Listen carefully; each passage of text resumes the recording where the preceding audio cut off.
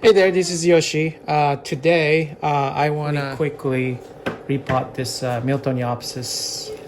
This is Lila Farnehue H624. What is it? H2604. Lila Farnehue. Fur nephew? Yeah, it's been in this moss for over a year for sure. I got it from Carmilla. And now I gotta tell you, if you want a healthy Miltoniopsis, order from Carmilla, like fragrant special or something. Which reminds me I should go order something. No, you don't. But this is typical of Carmilla. It's all in moss, and it does do well actually. But I'm afraid sometimes it gets too wet. So what I'm gonna do here is take the moss out and switch to small bark charcoal and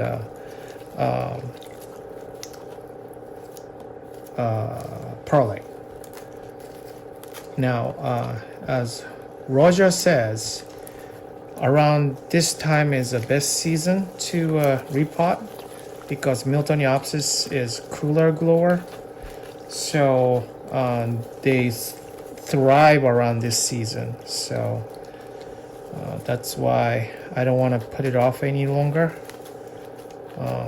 So anyways, what I'm doing right now is I think this leaf need to come off eventually. Is trying to soak moss in the water, and that way it come off fairly easily. That does not look like it's coming off easily. It is coming off easily. Look at it. Look at it. It's coming off easily. Look at that. Ta-da! Definitely. Different definition of easy.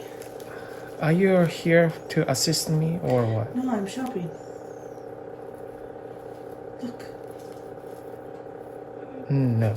Do we have that one? I don't know, but we have enough orchids already. We have enough purple orchids. And Yoshi's favorite orchids. Yes, you're right. It's my collection. And you are my husband, therefore it's my collection. Look at how that works. Anyways,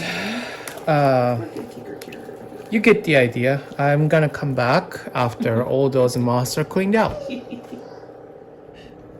Okay, so I'm pretty much done cleaning.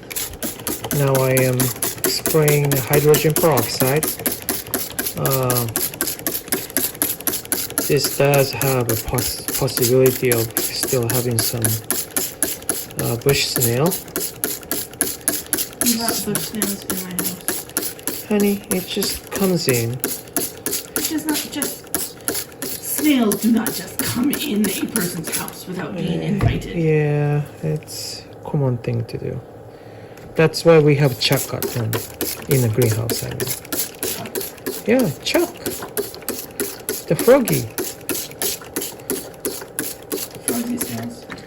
Froggy eats snails. But Chuck is not coming in our house. In the greenhouse, I mean. I know, but you have the plant with the snails, apparently, in my house. Anyways, I cannot talk about nonsense so long. Here we go. I'm not gonna mess about with the roots. They're actually pretty good. Pretty substantial, most of it. It doesn't look good, but it just doesn't look good. There are lots of good roots around it, like around this one especially. So I'm not too worried. And this is like, seriously, here's a good new growth. Here's another one, another one, another one, another one.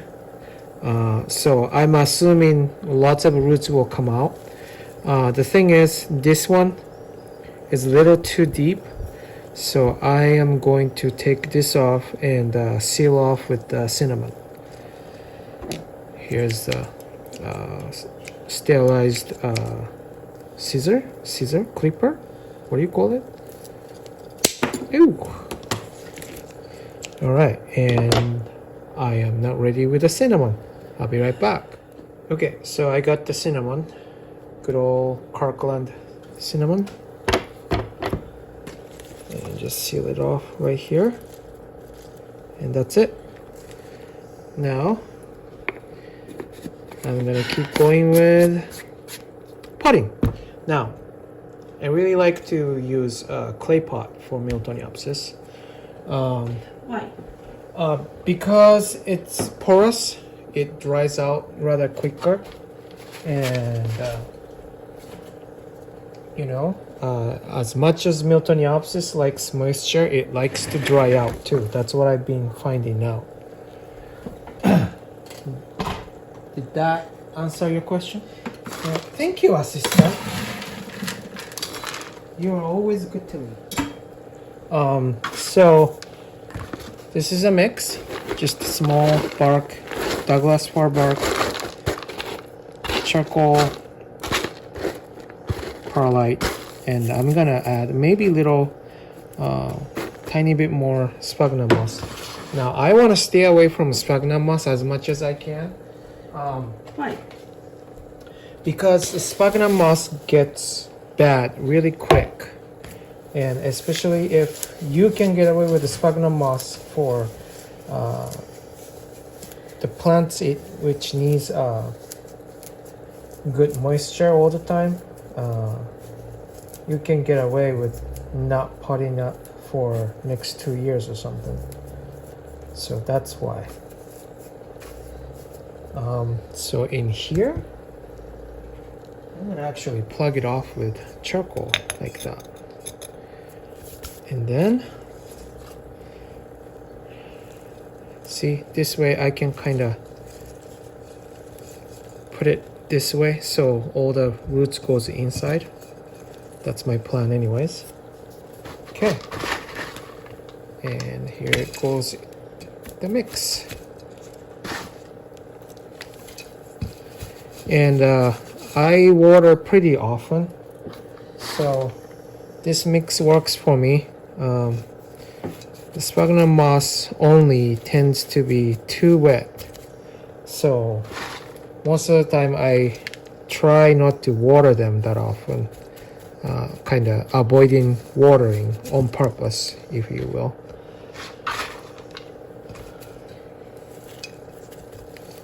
Okay.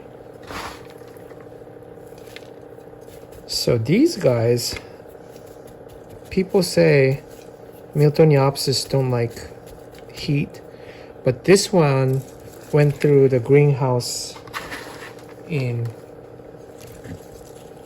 this summer. We had a really good heat, what do you call it, heat wave? It was not good. It was really bad. It was really bad.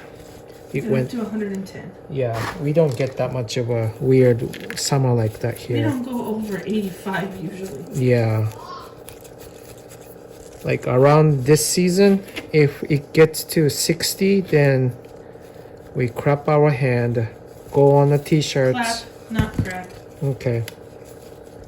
That wasn't ours, my friend. Clap. Yeah. Clap. Crap our hand. What did I say? Crap our hand, which is a totally different meaning. I can't hear the difference. Yeah, well, very different meaning. Okay. Anyways, yeah, we kind of go on with the t-shirts and enjoy the summer in the winter time. Right? Over 60 around this season? Yeah, some crazy people do. Are you calling me crazy? If the shoe fits. What does that mean? That means, like Cinderella, if the shoe fits, then... I'm Japanese. You have to explain that expression. Okay, then the whole expression is if the shoe fits, then wear it. That means if that's what you do, then own it. If you wear your t-shirt in 60-degree weather in the winter, then you're crazy. Deal. So you're calling me crazy? Yeah. Oh. Pretty much. Okay. You do have like 600 orchids in our backyard. I don't have 600. between what you sell and what you own. Yes, you do. I'm kind of tidying up at this point. This is pretty much done. I have another one that I reported it earlier summer before it gets hot, and it's doing really well. But that one also came from Carmilla, so figure. The ones from Safeway, they didn't make it. They died shortly after my repot, and I blame. I don't know. Safer. Sure. I don't know. I think it's always safe to blame the giant. So, yeah, that's it. Miltoniopsis Lila Farnahue, H624. Can I ask a question? No. What? What is it? So when you pot or African violets in terracotta, right? A lot of the time it leaves mineral deposits on the outside of the terracotta. Yes. That looks gross. Yes. Do orchids tend to do the same thing? Orchids or the clay pot? Well, I know that clay pots you'll get any deposits on the outside, but is it just from fertilizer, or do orchids not do it? Or I've never seen it on any of our orchid pots, but I don't know if you clean them. It does happen. So it just has to do with the fertilizer and the water and the... Something like that. Then why don't our orchid pots ever have them? I'm gonna put the date. Why hasn't happened what? Why, when we had African violets in terracotta pots, they almost instantly had that crap on the outside. The like white furry stuff. Remember? And we were told... I don't remember. It was mineral deposits on the outside. Like the terracotta started turning white. Right? But I've never seen it on our orchids. Is that just because we haven't had them in those pots for very long? Mm-hmm. Or you clean them? Or... I don't clean them. Is there any way to stop it? No. So terracotta pots will eventually just look boopy. Yes. Disagree with your choice of pot. But it grow well. The orchids grow well on clay pots. But I don't like the furry stuff. Thank you for watching. Bye. You put me on camera, your life will be shorter than it's already going to be. Snappy fish. I love my life. Wow.